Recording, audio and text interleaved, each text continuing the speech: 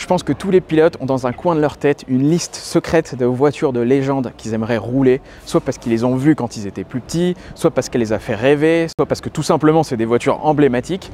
Et bah moi, dans ma liste secrète, il y en a une que j'ai retrouvée en miniature, voilà, chez mes parents, qui est une miniature qui était sur mon bureau de collégien. Je crois même que c'était mon fond d'écran aussi en photo d'ordinateur. Enfin voilà, moi c'est une voiture, je regardais le DTM le week-end.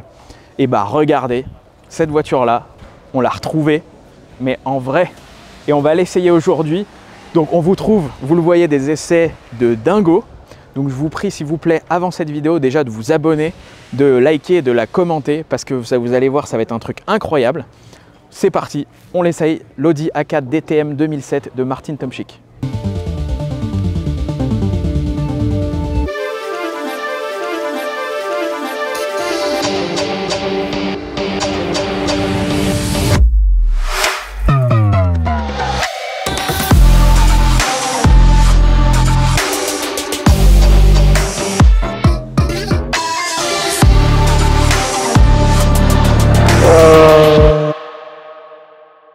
DTM. 3 lettres qui ne doivent pas vous laisser indifférent si vous êtes passionné de course auto. Pour rappel, ces initiales désignent le Deutsche Tourenwagen Meisterschaft, ou tout simplement le championnat allemand de voitures de tourisme. Apparu dans les années 80, le DTM devient très vite populaire, au point de parfois concurrencer la Formule 1 en termes d'affluence sur les circuits. Ces courses en peloton opposaient les plus grandes marques allemandes de voitures de tourisme, comme Audi, Mercedes ou BMW. Mais très vite, d'autres marques viennent s'y greffer comme Opel ou Alfa Romeo. Au début des années 2000, le DTM connaît un second souffle grâce à une nouvelle réglementation et des performances revues à la hausse. Les marques s'impliquent de plus en plus et de nombreux pilotes de F1 rejoignent le championnat comme Häkkinen, Alesi, Frentzen ou encore Ralf Schumacher. La voiture que j'essaye aujourd'hui date de 2007, une année où la bataille faisait rage entre Audi et Mercedes, puisque la marque à l'étoile venait de remporter les 2 derniers championnats avec le Britannique Gary Paffett et la légende du DTM Bernd Schneider. Audi, qui réussit tout en endurance et aux 24 heures du Mans, a soif de revanche et veut faire briller son tandem de chez ABT Sportsline, Matthias Ekström et Martin Tomczyk. C'est d'ailleurs l'iconique Dr Ulrich qui supervisait tous les programmes de la marque aux anneaux à l'époque. Après une saison très serrée, se jouant sur la dernière manche à Hockenheim, Ekström remporte son 2e titre avec seulement 3 points d'avance sur Bruno Spengler, alors que notre voiture du jour termine 3e du championnat. Au-delà du résultat, ces années marquent à mon sens l'apogée du DTM avec des investissements faramineux dans le développement des voitures, dans les box, dans les motorhomes et les activations marketing. Il y avait même souvent du parquet au sol dans les stands, c'est vous dire. Le paddock n'avait alors rien à envier à la Formule 1. Malheureusement, le véritable DTM s'arrête en 2020 pour de nombreuses raisons, notamment budgétaires, mais aussi à cause de l'implication des marques.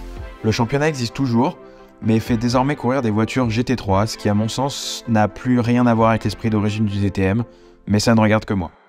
Bon, maintenant que vous savez tout sur le DTM, regardez-moi la tronche de cette auto. Vous l'avez vu, elle était sur mon bureau d'adolescent, elle m'a fait rêver pendant des années. Moi je regardais les courses de DTM le week-end, je ne sais pas si c'était votre cas, vous pouvez le dire d'ailleurs en commentaire. Moi je regardais, c'était sur Motors TV, je me souviens que ça passait. Incroyable.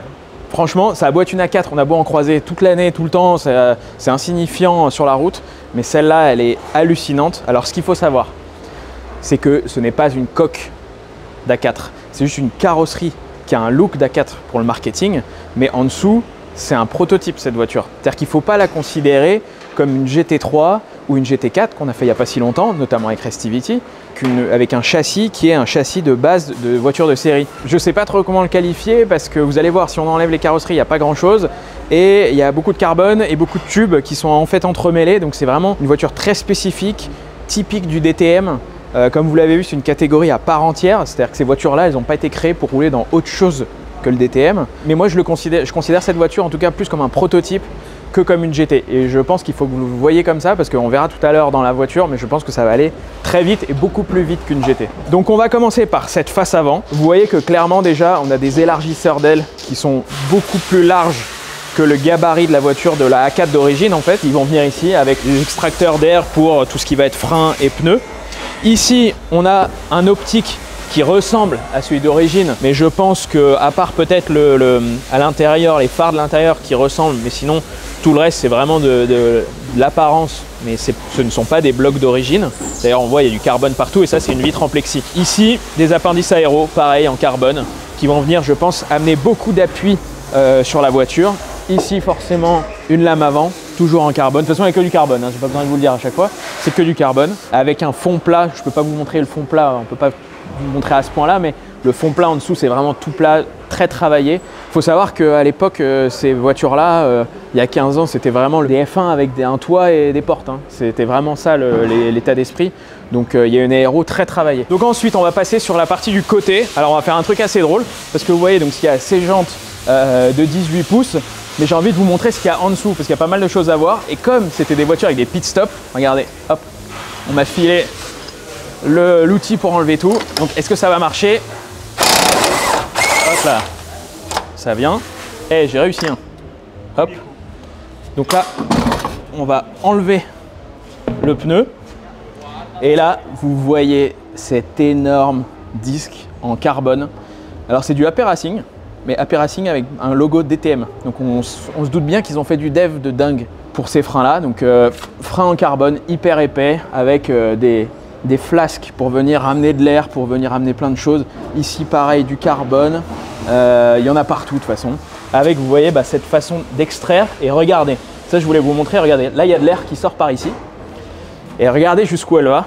L'air, elle passe à l'intérieur et elle va jusqu'à la sortie d'échappement. Regardez, ça c'est la sortie d'échappement.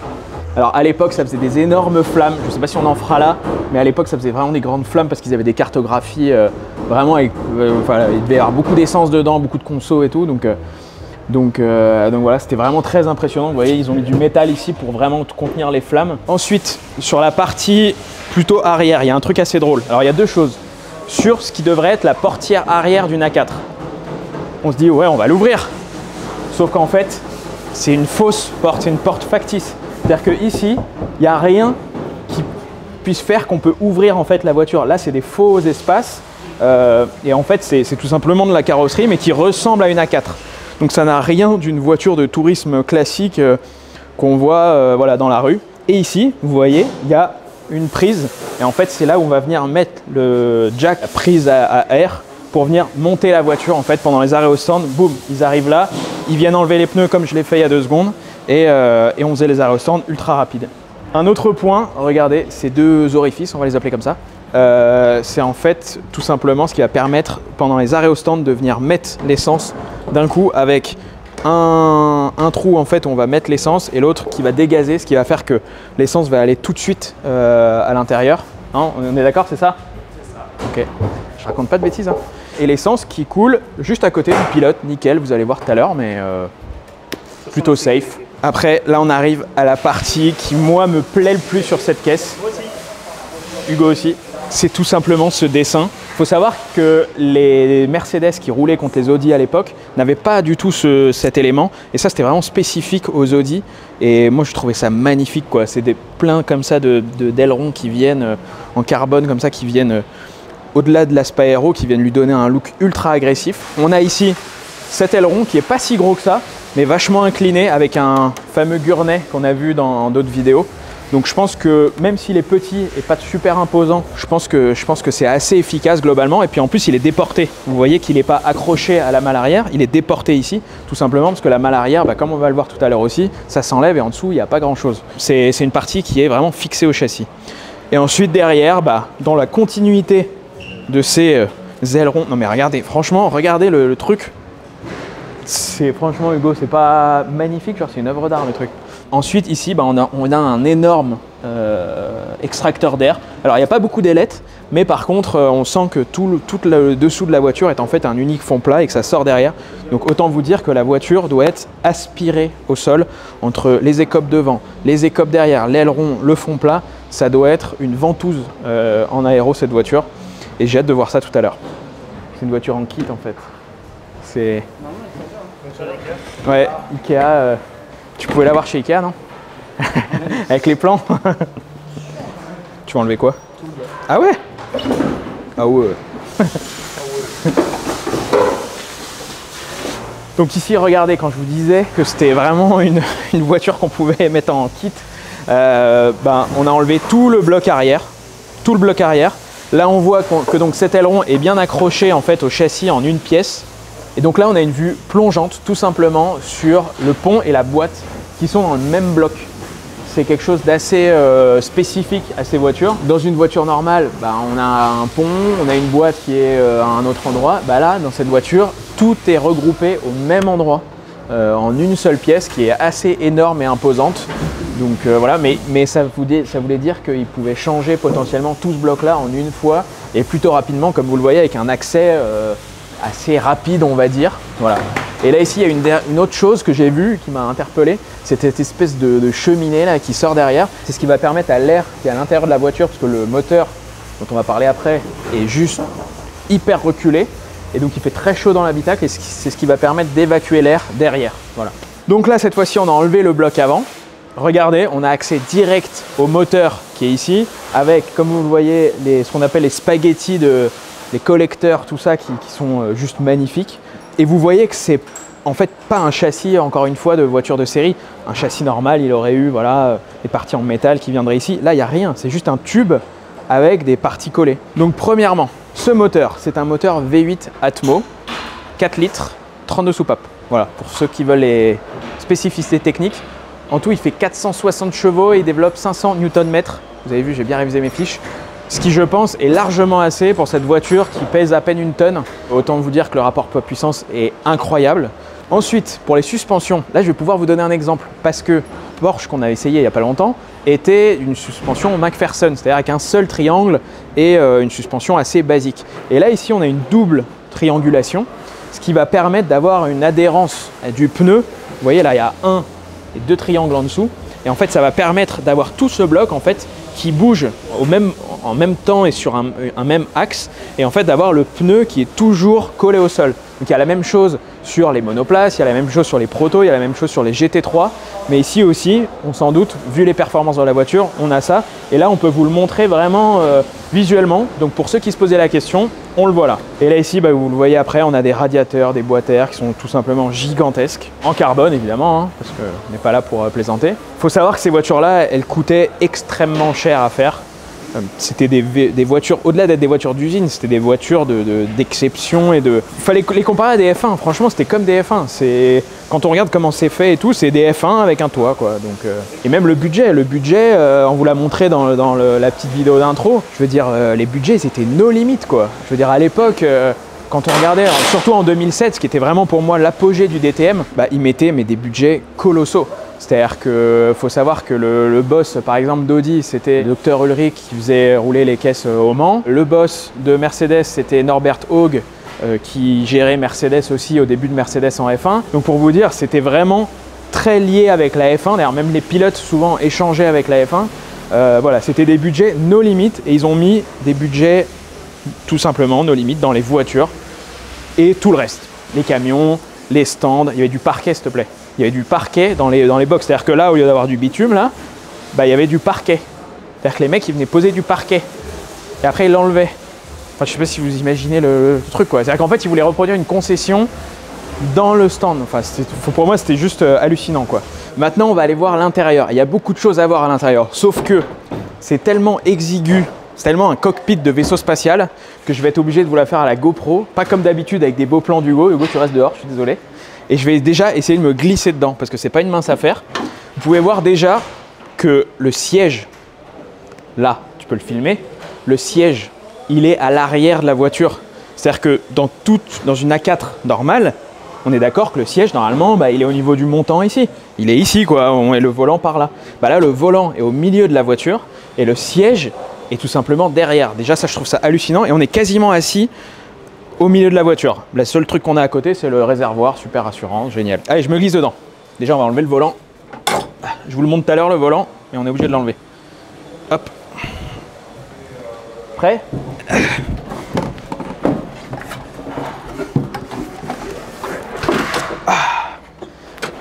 Réussi.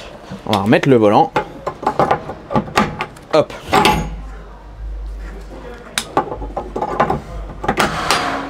C'est bon. Donc alors, cet intérieur, on va commencer par le début ici avec ce petit dash qu'on a ici pour les pilotes. C'est vraiment un intérieur de vaisseau spatial, hein. Je ne sais pas si vous voyez bien, mais Sincèrement, c'est assez hallucinant. Regardez déjà la place que j'ai pour les pieds. On voit ici, à travers enfin, il n'y a même pas de tableau de bord en fait. C'est tout de suite mes pieds. Et en fait, il y a le moteur qui est carrément devant, là, sous le pare-brise. En fait, c'est pour ça qu'on est aussi reculé et aussi pour l'équilibre de la voiture. Voilà. Donc, alors, ici, on a tout ce qui va être les lumières en fait, de la voiture. Ensuite, ici, on a le main qu'on va mettre, que vous connaissez dans la plupart des voitures de course. Ici, hop, on a l'ignition qu'on va mettre. Comme ça, on a l'écran qui s'allume ici. On le verra après. Là, ici, c'est le bouton Start pour démarrer la voiture. Sachant que on en a aussi un ici. Donc je sais pas pourquoi ils ont fait ça, mais c'est assez génial. Ça permet en fait de pas avoir à regarder ici pour démarrer la voiture, mais d'avoir tout de suite. Ça, je pense que c'est potentiellement quand on est en course et qu'on fait un tête à queue ou autre, ça permet de repartir tout de suite, ou même aux arrêts au stand. Aux arrêts au stand, si jamais on cale, bah, on repart boum, tout de suite. Ici, Fire, c'est l'extincteur. Ici, ça doit être tout ce qui est ventilation. Ici, on a une ventilation qui va activer cette bouche d'aération. Et ici, on a un autre bouton qui va faire cette aération. Dimmer, ici, ça fait la luminosité de l'écran. Là, vous le voyez ici. Hop. Répartition de frein, ici, avec front. Donc, on va tourner à droite. Et dans l'autre sens, ça remet du frein sur l'arrière. Display, je pense que ça va changer. Voilà, ça va changer ici les pages. Vous voyez, on tourne ça. Et ça vient changer les pages. Et puis ça, c'est par rapport aux courses pour ce week-end où en fait ça permet de changer de transpondeur, mais c'est pas d'origine sur les DTM. Ici, on a cet énorme levier de vitesse qui moi me faisait rêver parce que vous allez voir tout à l'heure, en fait, on passe les vitesses. Alors il y a une pédale d'embrayage, hein, vous la voyez, mais alors on passe les vitesses en tirant et en poussant, mais sans embrayage, sans rien. Donc en fait, c'est vraiment un élément essentiel de la voiture. C'est comme une boîte séquentielle avec des palettes, mais sauf qu'ils l'ont laissé ici.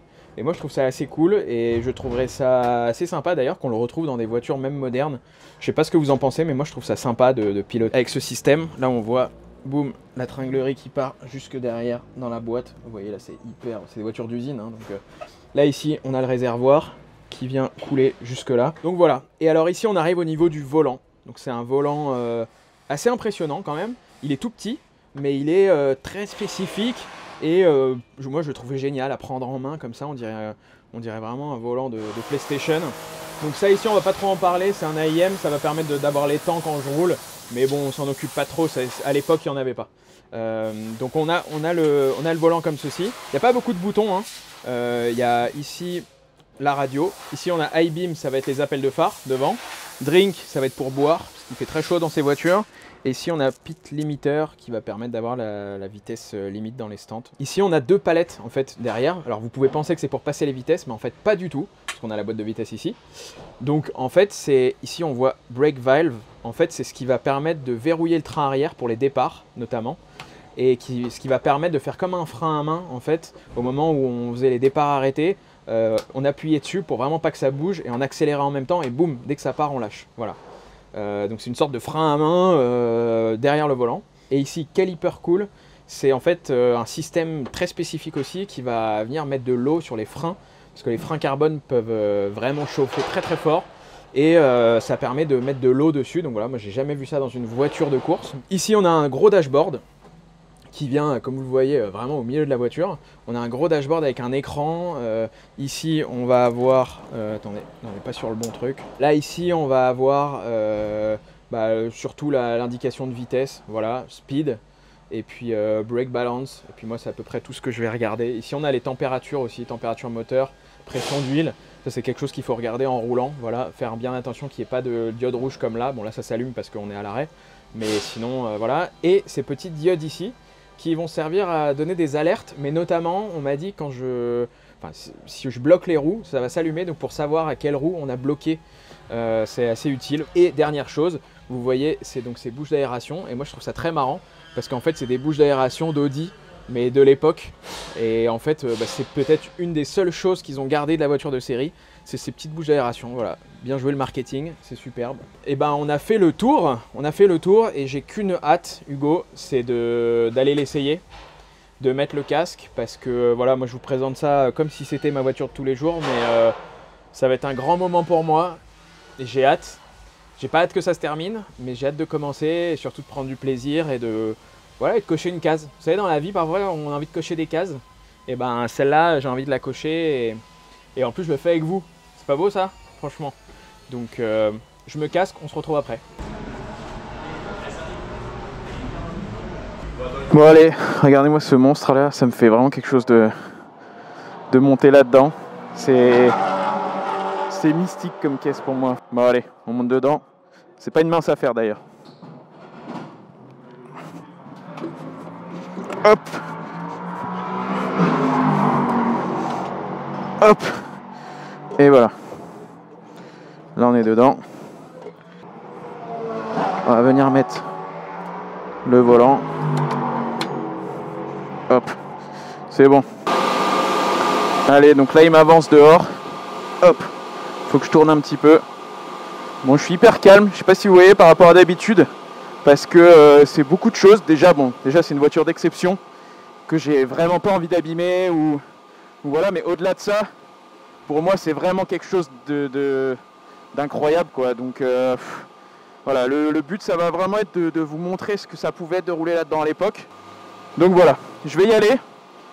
Vous voyez ce bouton là qui est ici avec lequel je vais démarrer. Il n'y a rien de normal dans cette voiture. Il n'y a rien de normal. On vous l'a montré tout à l'heure. Ce petit volant et tout. Donc je vous propose juste qu'on y aille. Je ne sais pas si je vais pouvoir beaucoup vous parler parce que apparemment on m'a dit que le bruit était assourdissant. Donc je vais essayer. Au pire, vous allez juste profiter de cette voiture fantastique. Allez. Allez, on démarre la voiture. On passe la première. Oh non mais le bruit.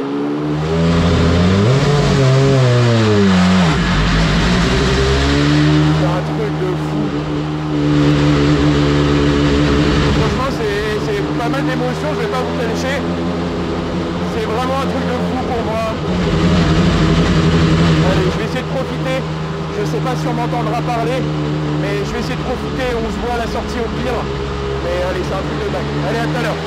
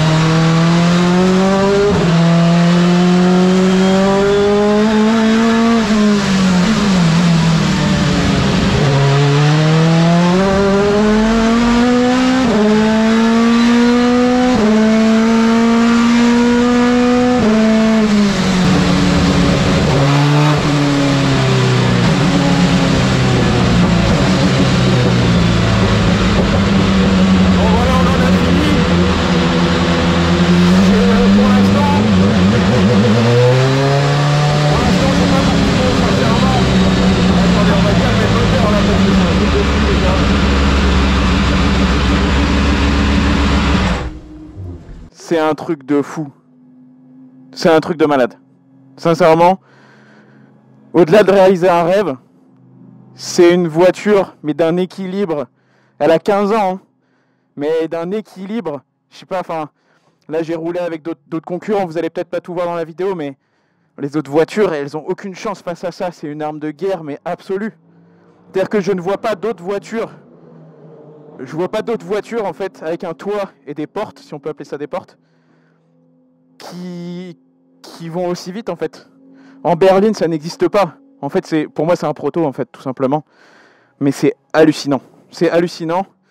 C'est plein d'émotions aussi pour moi, sincèrement. C'est pas des bêtises. Pour moi, ça représente beaucoup et c'était incroyable. J'ai pas d'autres mots. L'équilibre est juste phénoménal. L'aéro, enfin c'est une monoplace qui a une gueule d'A4 quoi. Je sais pas comment mieux vous dire ça. C'est hallucinant. Franchement, puis là tout ça, le levier, le petit volant et tout. Enfin c'est.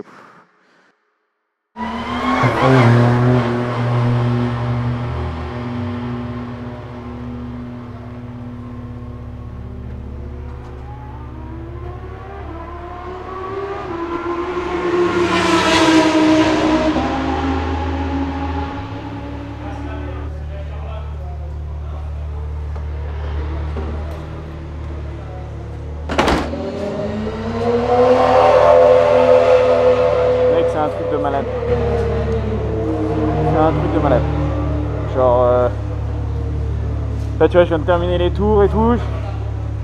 Je roulerai peut-être plus jamais une caisse comme ça. Hein. Mais.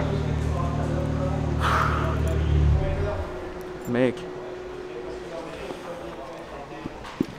C'est vraiment un truc de ouf parce que si tu veux, t'as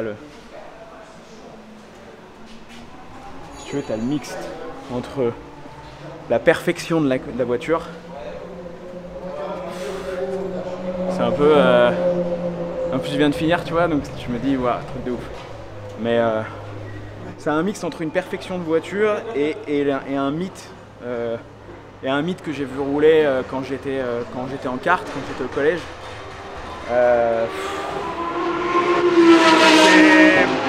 C'est peut-être une des voitures les plus équilibrées que j'ai jamais roulées de ma vie. J'essaie d'être un peu concis dans ce que je vais dire, parce que sinon je vais dire n'importe quoi. C'est peut-être une des voitures les plus équilibrées que j'ai jamais roulées. La position, le truc, t'as vu, t'es assis derrière, mais tu le sens même pas en fait. Tellement elle est bien équilibrée, t'as l'impression d'être devant le capot. Genre, tu mets les roues où t'as envie, tu mets la vitesse que tu veux partout. C'est phénoménal. Et le plus ouf, c'est de se dire qu'elle a 15 ans. C'est-à-dire que la caisse, elle a 15 ans. Et aujourd'hui, pour une voiture avec des portes et un toit, tu te dis que ça démonte à peu près tout et n'importe quoi. À ce point-là ? Ouais. Genre, là, je me suis retrouvé contre des GT3, des Lambo super trophéo, des trucs qui font 600 chevaux et tout. Mais elles existent même pas. Genre, c'est même pas comparable en fait. Et moi je vais dire, si je dois comparer par rapport à tout ce qu'on a fait depuis le début des essais, ça ressemble peut-être à la Nova, tu vois. Alors évidemment c'est pas du tout la même chose, mais en fait c'est un proto cette caisse. C'est pas du tout une... C'est juste une carrosserie de voiture normale. Ouais, c'est une carrosserie. Genre ceux qui se disent ouais c'est une GT, c'est bon, l'autre il nous ramène sa vieille A4. Non putain, c'est un truc... c'est un truc de fou quoi. C'est un truc de fou et puis de se dire... Et puis tu te remémores les images, tu vois les mecs, Hockenheim, Nürburgring. En plus le bout là-bas, là, tout droit, c'est pas comme Hockenheim, mais t'as un droit qui se passe à fond, ça ressemble, tu vois. J'ai des images qui me reviennent et tout, et tu te dis ouais, les mecs à l'époque, ils faisaient des courses là-dessus. Tom Chick, que j'ai eu la chance d'avoir au téléphone hier, tu vois, on était ensemble. Il me dit ouais, tu verras, c'est une des caisses les plus sympas que j'ai eu à rouler de ma carrière. Il a fini 3e avec. Enfin, il y a tout en fait. Il y a l'histoire, il y a l'expérience, il y a le circuit qui est quand même sympa aussi, je trouve. Ouais, c'est incroyable. Et ça fait longtemps, tu vois, quand on fait tous ces essais, on n'est pas blasé. Tu vois, mais on essaye plein de caisses. Tu vois, Hugo, on a eu la chance d'essayer plein de trucs de dingue, tu vois, ensemble, que ce soit sur la chaîne, même avant. Mais là, c'est la première fois que je ressens un truc comme ça en descendant de la voiture en me disant ok, là j'ai step up quoi, je suis allé dans un autre univers, tu vois, c'est un autre univers. Et là-dedans, j'étais tout seul dans mon monde, genre... Donc en fait, rencontrer ces héros, c'est bien parfois aussi. Ouais, ça te permet d'avancer, de se créer d'autres objectifs aussi, parce que maintenant qu'on a fait ça, maintenant t'as envie d'aller chercher d'autres trucs forcément. Donc, non mais c'est un truc que tu coches, ouais, et puis c'est tellement spécifique, ça fait tellement longtemps que je dis aux gens, ouais, je kiffe les DTM, etc. T'en as, ils savent même pas ce que c'est, mais c'est pas grave, c'est pas hyper connu dans le monde en général, c'est connu dans le monde du sport auto, mais voilà, maintenant, ceux qui connaissent pas, vous savez ce que c'est qu'une DTM. Alors forcément, il y a des versions plus évoluées que ça, mais celle-ci, avec le shifter comme ça, pour moi, elle est mystique. C'est vraiment le mot, elle a un truc en plus, voilà. Donc, bon, j'espère que vous avez passé un bon moment. Je suis désolé de ne pas avoir fait de retour hyper technique sur la voiture. On a essayé de vous montrer plein de choses, l'histoire du DTM et tout. Mais juste voilà, je vais partager avec vous un rêve de gamin, d'adolescent. Et ça me donne envie qu'on aille essayer encore d'autres trucs de fou quoi. Parce qu'en fait c'est nos limites ce qu'on peut faire. Et franchement, trop content. Voilà. Je suis désolé, je raconte un peu n'importe quoi, mais je suis juste hyper ravi. Et surtout j'en ai profité. J'en ai profité et parfois quand on fait les essais on n'en profite pas, tu vois. Et là j'en ai profité. Les derniers tours, je t'avoue, j'étais là, j'avais pas la larme à l'œil, mais j'étais là, putain, là on y est, tu vois, là on est dedans, on a fait la vidéo, on a fait le truc. Et à la fin, je t'avoue, j'ai continué un peu plus parce que je voulais faire quelques tours, juste pour moi, tu vois, juste pour mon kiff perso. Donc voilà. Bah écoute, en tout cas, un énorme merci à Restivity, François, Arnaud, toute l'équipe qui avait ce petit essai dans un coin de leur tête depuis un moment. On a réussi à le concrétiser. Et merci à Eric, tu te reconnaîtras, parce que sans toi on n'aurait pas pu faire cette vidéo. Voilà, c'est énorme. Voilà. Donc évidemment, likez la vidéo plus que jamais, commentez-la, dites-moi ce que vous en avez pensé, si vous connaissiez le DTM ou pas, si vous pensiez que c'était comme ça. Et puis nous on se retrouve très vite pour de nouveaux essais. Allez, ciao!